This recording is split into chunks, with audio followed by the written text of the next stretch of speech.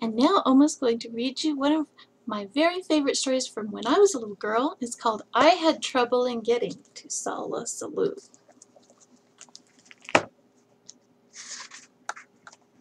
This is a very old book. I was real happy and carefree and young, and I lived in a place called the Valley of Fun, where nothing, not anything ever went wrong until, well, one day I was walking along, and I guess I got careless. I guess I got gawking at daisies and not looking where I was walking.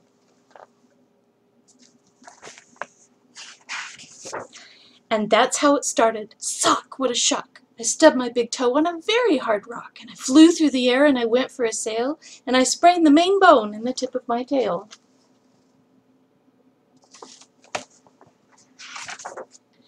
Now, I never had ever had troubles before, so I said to myself, I don't want any more. If I watch out for rocks with my eyes straight ahead, I'll keep out of trouble forever, I said.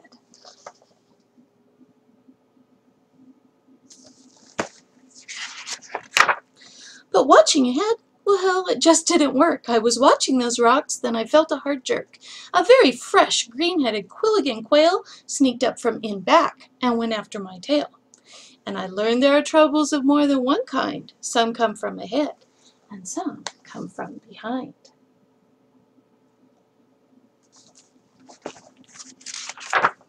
So I said to myself, now I'll just have to start to be twice as careful and be twice as smart. I'll watch out for trouble in front and back sections by aiming my eyeballs in different directions. I found this to be quite a difficult stunt, but now I was safe, both in back and in front. Then new troubles came from above and below, a scritch at my neck and a skrink at my toe. And now I was really in trouble, you know. The rocks and the quail and the scritch and the skrink. I had so many troubles I just couldn't think.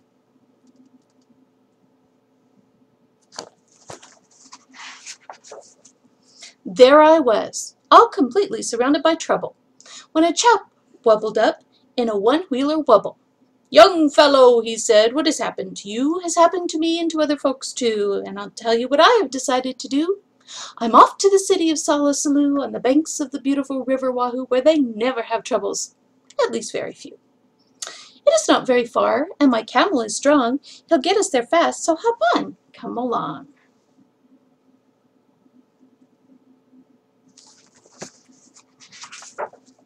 I jumped up behind him, then all through that day the wubble wubbed on in a wubblesome way.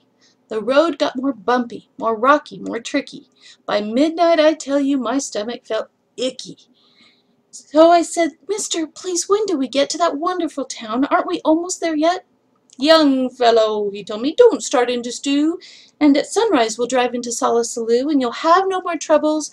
I promise I do. But when dawn finally came and the darkness got light, that wonderful city was nowhere in sight. Instead of the city, we ran into trouble. Our camel got sick, and he started to bubble. We had to pull him in the one-wheeler wubble. So there we were in a dreadful position. Our camel sure needed a camel physician.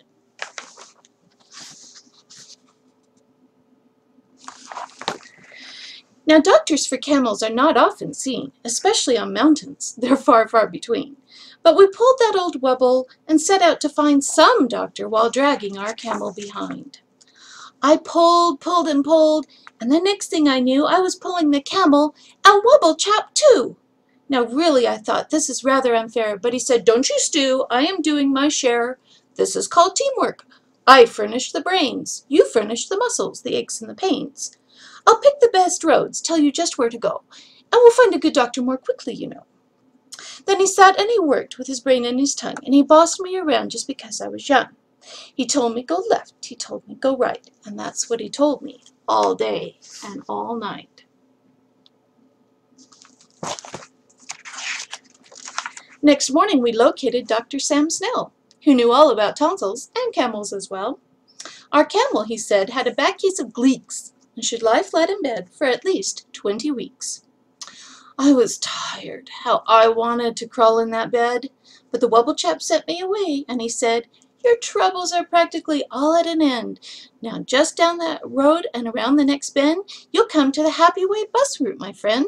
The Happy Way bus leaves at 4:42 and will take you directly to OmaSollaSollew on the banks of the beautiful River Wahoo, where they never have troubles, at least very few.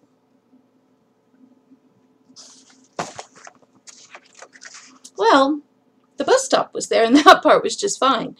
But tacked on a stick was a very small sign saying, "Notice to passengers using our line. We are sorry to say that our driver, Butch Myers, ran over 4 nails and has punctured all tires. So until further notice, the 4:42 cannot possibly take you to OmaSollaSollew. But I wish you a most pleasant journey by feet. Signed, Bus Line President Horace P. Sweet." So I went on by feet thanks to Horace P. Sweet, and that Horace P. Sweet nearly ruined my feet. 100 miles later, my feet were so sore, then, wouldn't you know it, it started to pour. I was drenched to the skin when a chap in a slicker splashed up and he yelled, "It's the midwinter jicker! The midwinter jicker came early this year, and it's not going to be very comfy around here. Any fool would get out. So I've packed up my things, and I'm off to my granddaddy's out in Palm Springs. Take cover," he yelled. "Use my house if you wish." Then the chap in the slicker splashed off like a fish.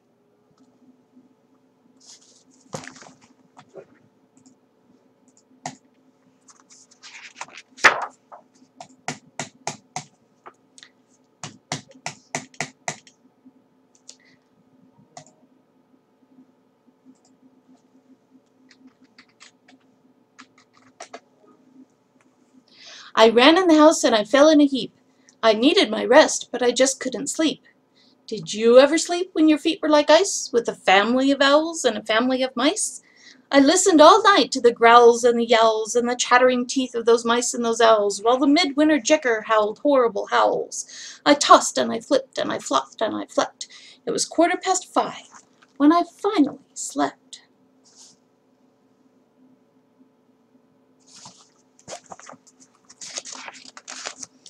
Then I dreamed I was sleeping on billowy billows of soft silk and satin-stuffed marshmallow pillows. I dreamed I was sleeping in OmaSollaSollew on the banks of the beautiful River Wahoo, where they never have troubles, at least very few. Then I woke up, and it just wasn't true. I was crashing downhill in a flubulous flood, with suds in my eyes and my mouth full of mud, and my nose full of water and my ears full of shrieks of the owls flying off with the mice on their beaks. And I said to myself, now I really don't see why troubles like this have to happen to me.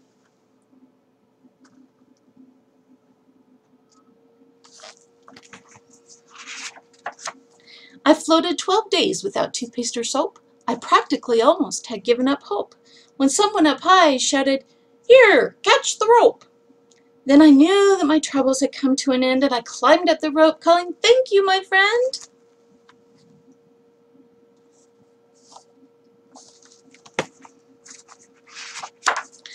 I got to the top, but it wasn't a friend, and I saw that my troubles were not at an end. A big man on a horse scared me out of my wits. He bellowed, "I'm General Genghis Khan Schmitz. There's a war going on, and it's time that you knew. Every lad in this land has his duty to do. We're marching to battle. We need you, my boy. We're about to attack. We're about to destroy the perilous Poozer of Pamplemousse Pass. So get into line. You're a private, first class."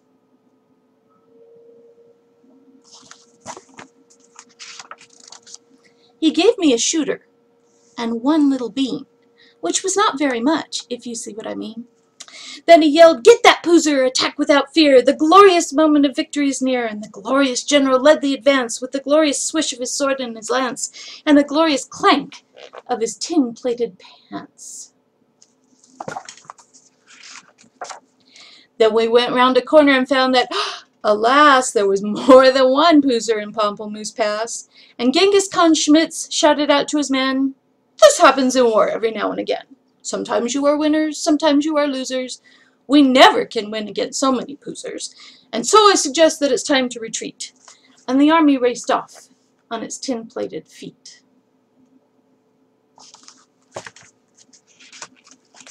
There I was, with more poozers than I'd ever seen. There I was with my shooter, and only one bean. And I thought, will I ever get through to the wonderful city of OmaSollaSollew on the banks of the beautiful river Wahoo, where they never have troubles, at least very few? I had terrible trouble in staying alive, till I saw an old pipe that said vent number 5. I didn't have time to find out what that meant, but the vent had a hole, and the hole's where I went. Well, that vent where I went was a sort of a funnel that led me down into a frightful black tunnel. The traffic down there was a mess, I must say, with billions of birds going all the wrong way. They bumped me with bikes, and they banged me with dishes. I ran into ladders, beds, bottles, and fishes. I skidded on garbage. I fell in a horn. Troubles! I wished I had never been born. I was down there 3 days in that bird-filled-up place. At least 8,000 times I fell smack on my face. I injured 3 fingers, both thumbs, and both lips. My shin bone, my backbone, my wishbone, and hips. What's more, I was starved. I had nothing to eat, and damp was it damp. I grew moss on my feet.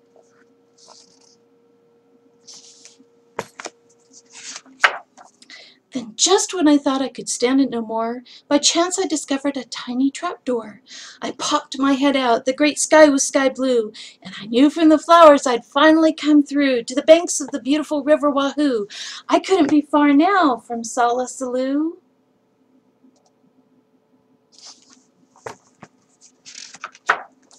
There it was, with its glittering towers in the air. I'd made it. I'd done it. At last I was there. And I knew that I'd left all my troubles behind when a chap at a doorway that shimmered and shined waved me a wave that was friendly and kind.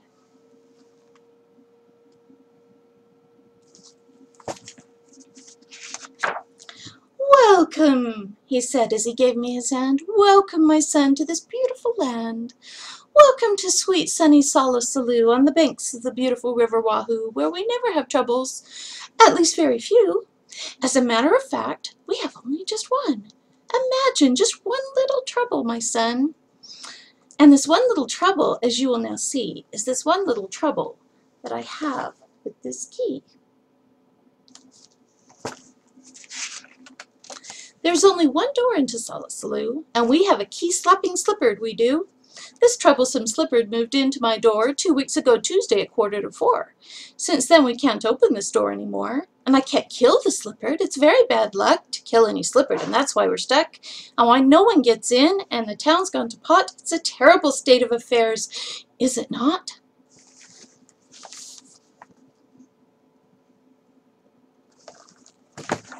"And so," said the doorman of OmaSollaSollew, "my job at the door here is finished. I'm through, and I'll tell you what I've decided to do.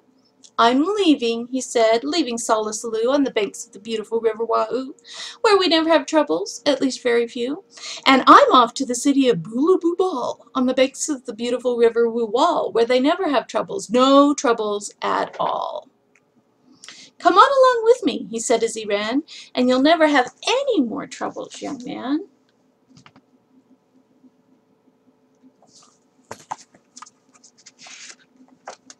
I'd have no more troubles, that's what the man said. So I started to go, but I didn't. Instead, I did some quick thinking inside of my head. Then I started back home to the Valley of Vung. I know I'll have troubles. I'll maybe get stung. I'll always have troubles. I'll maybe get bit by that green-headed quail on the place where I sit.